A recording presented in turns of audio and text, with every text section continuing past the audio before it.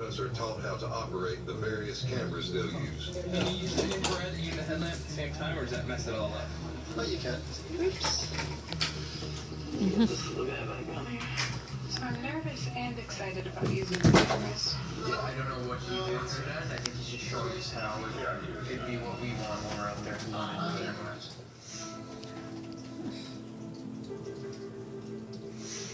Come on, Bubba. Let's go for a walk. The reason I'm doing this is my own limits. I like to be in uncomfortable situations because I've actually become comfortable in them. It's going to be the hardest thing I think I've ever done in my life. And just the location, that's going to be all brand new to me. I'm the youngest person here, and I feel like I'm really the only one that's really put myself into long-term survival situations. Like, I've done 32 days solo. I know what it's like to physically be away from the